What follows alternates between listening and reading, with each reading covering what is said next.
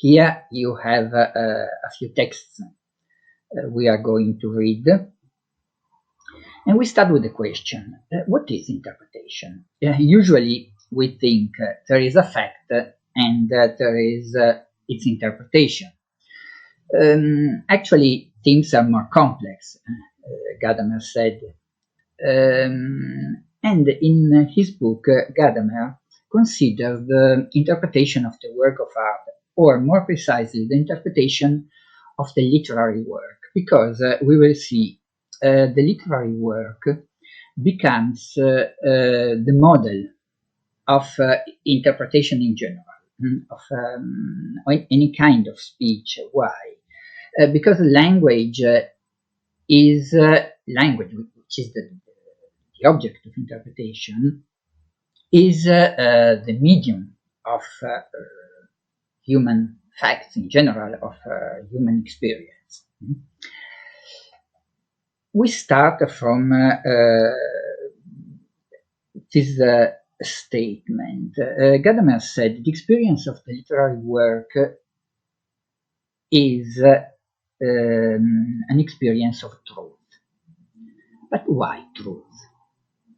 Well, when we think of literary works, we think of fiction, we think of poetry, of feelings, but we don't think of truth.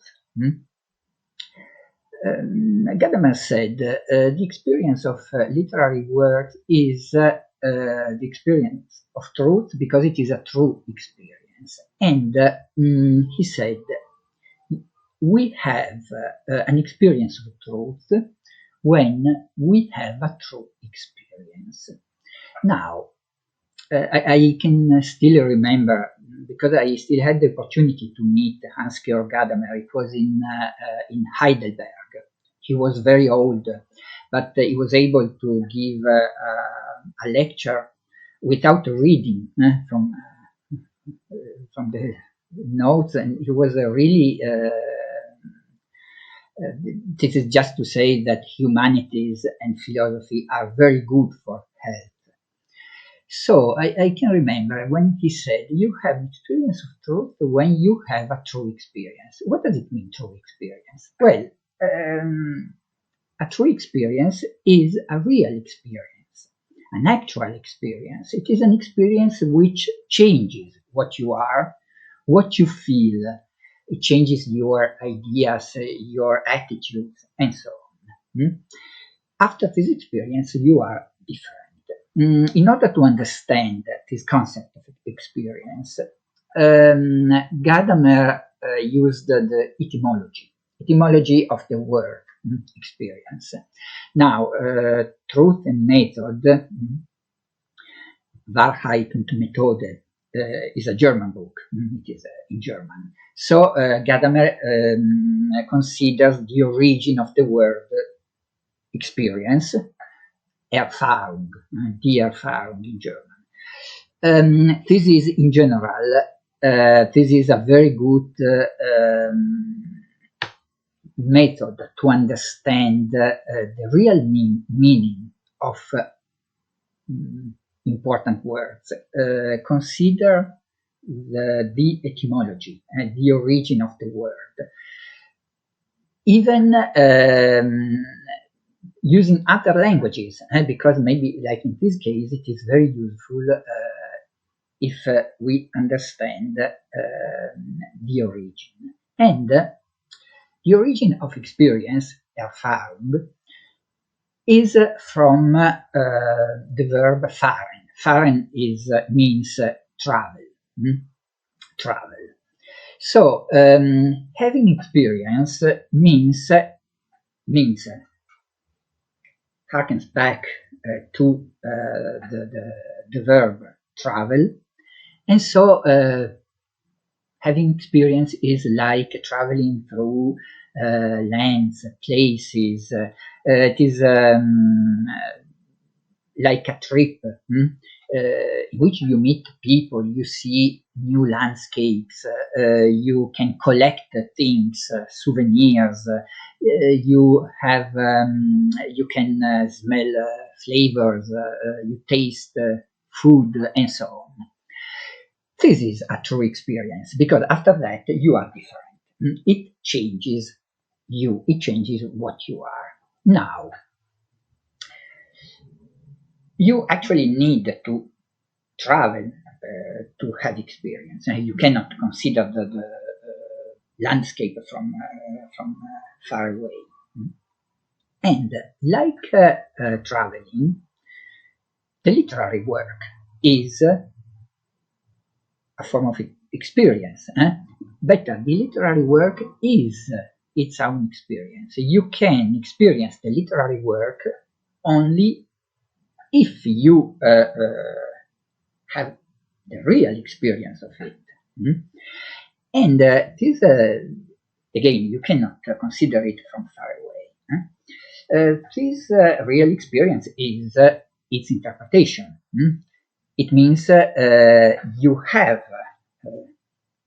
the case of the literary work, you have to read it, like in the case of the travel, you have to travel. And the literary work is its own truth. There is not any truth before the meeting between the reader and the work.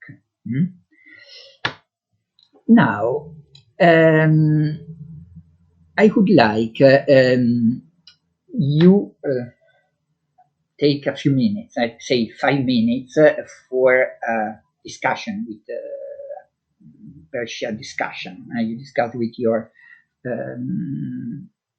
friend, and you discuss, you answer the question if it is possible that the interpretation of a literary work is subjective.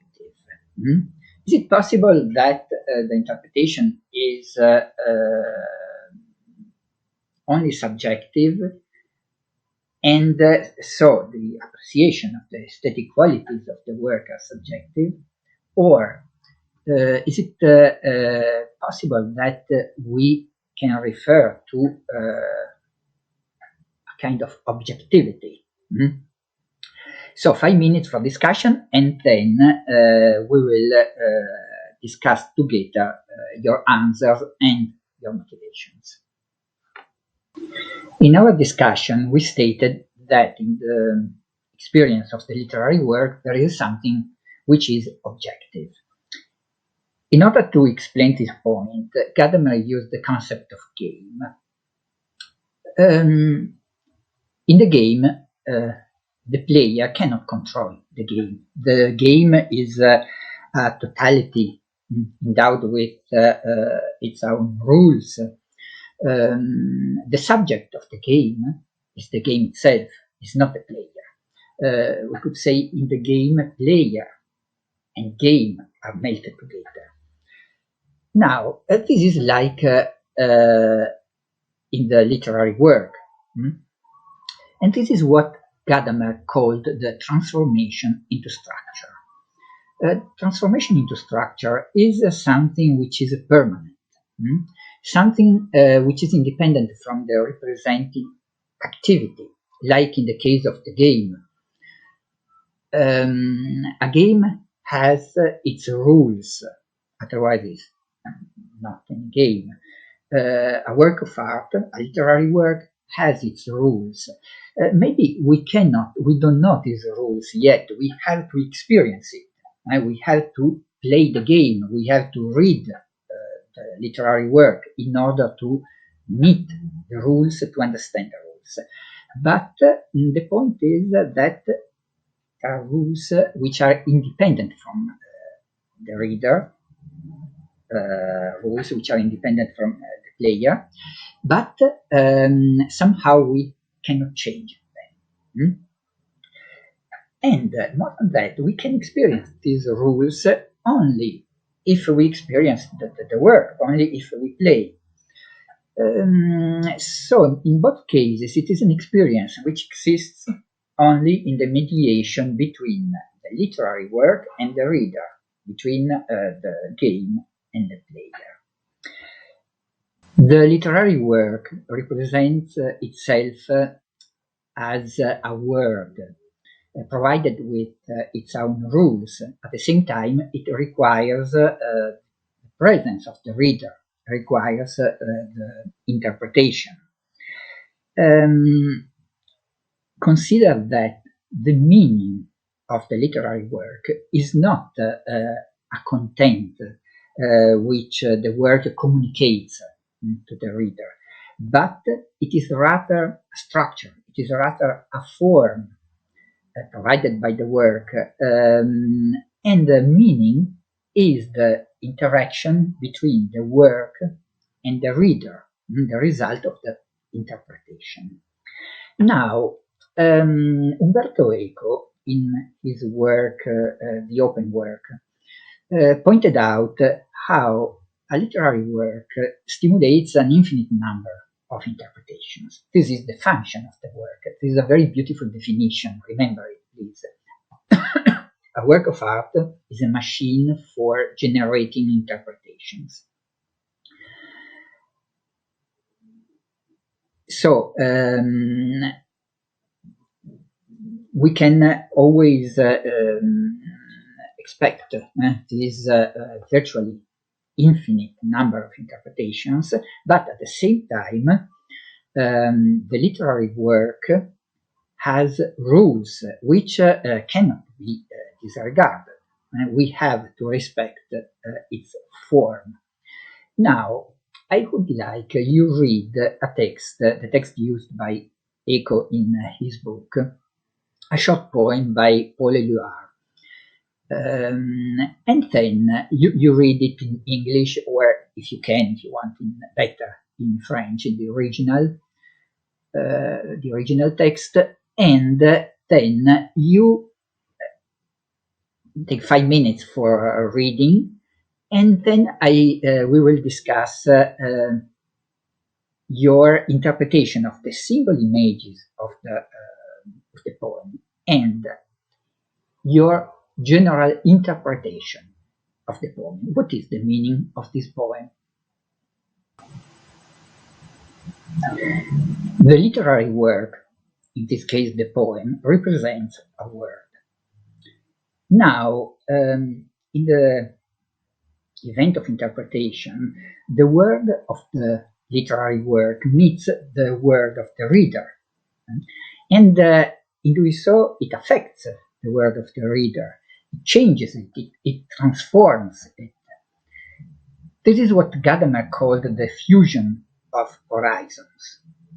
The horizon of the literary work and the horizon of the reader become one horizon. And this is what happens in interpretation. Remember the term fusion of horizons.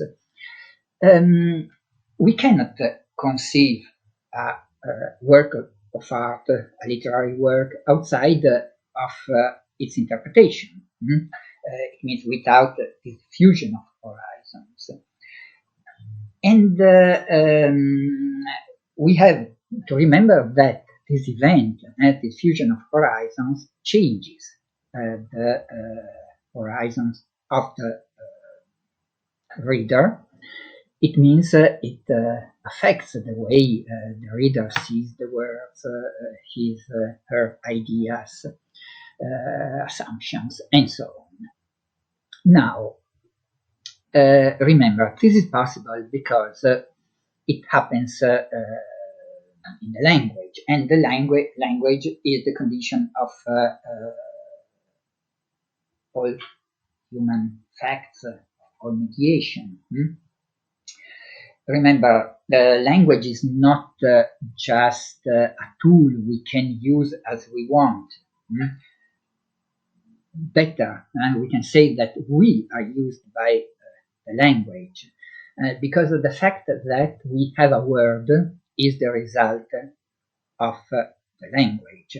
so that Gadamer could state at the end of his book, Truth and Method, being that can be understood is language. So interpretation is something concerning the literary works, but not only the literary works. It concerns our existence.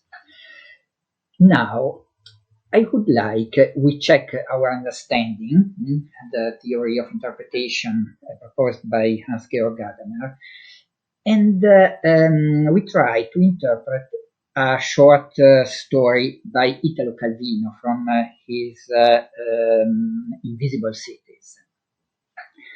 Please think of the main concepts of transformation into structure and the fusion of horizons. Calvino said, when I write a story, I start from an image. I don't have any concept I want to communicate with my story. I start from an image, and then this image develops according to the internal logic of the story. And this is the point of view of the writer. Now, you can read this text in the handout, Armilla. It is a very famous short story. And please read the paragraph from my book about Italo Calvino to understand the context and what we said now. Please don't try to be too original in your interpretation. Don't try, just write your interpretation. Remember that this book, Invisible Cities by Calvino, was the context of this book is the meeting between Marco Polo, the traveler, Marco Polo, the farer, the traveler, and Kublai Khan, the emperor. And Marco Polo has to explain, to tell the cities of the empire by means of literature. Please write your interpretation, and then we will discuss that.